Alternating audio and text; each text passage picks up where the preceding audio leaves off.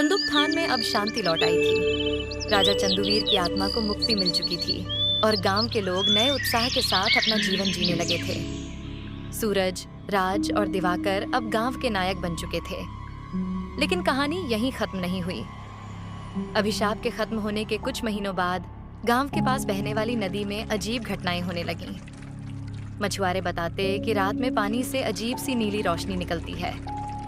कभी कभी नदी किनारे से किसी के रोने की आवाजें सुनाई देती। गांव के बुजुर्ग बादल जी ने इसे सामान्य समझा, लेकिन सूरज का मन फिर बेचैन हो गया।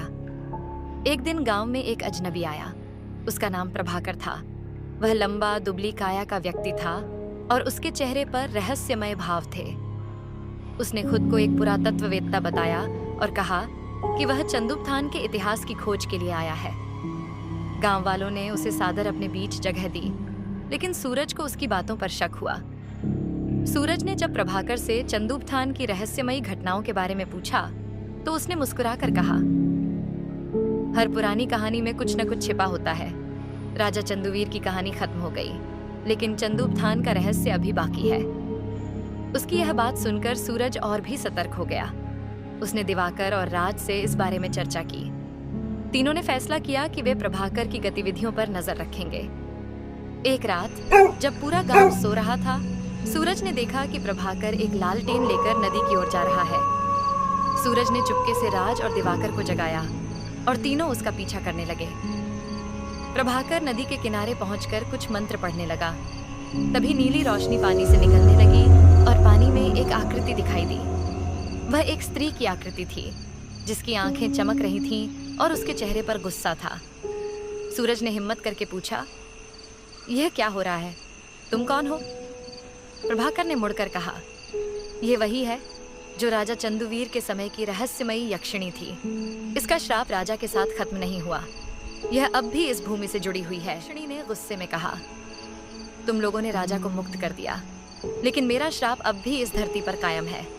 मैंने राजा को अमृतत्व देने के लिए नहीं, बल्कि उसे श्रापित करने के लिए यहाँ बंधन में बांधा था। अब मुझे भी मुक्ति चाहिए, लेकिन मुक्ति इतनी आसान नहीं होगी। इसके लिए गांव के सबसे निडर व्यक्ति को बलिदान देना होगा। सूरज ने तुरंत पूछा, बलिदान क्यों? और यह श्राप खत्म क्यों नहीं हो सकता? यक्षिणी ने बताया कि जब राजा ने उसके साथ विश्वासघात किया था, तो उसने न केवल राजा बल्कि इस भूमि को भी श्रापित किया था। राजा की मुक्ति के बावजूद यक्षिणी का क्रोध शांत नहीं हुआ था। सूरज ने निडर होकर कहा, मैं अपने गांव को फिर से डर के साए में नहीं जीने दूंगा। अगर बलिदान देना ही एकमात्र रास्ता है, तो मैं इसके लिए तैयार हूं। यक्षिणी ने उसकी हिम्मत देखकर कहा, तुम्हारी नीयत नेक है, लेकिन मैं तुम्हारा बलिदान नहीं चाहती।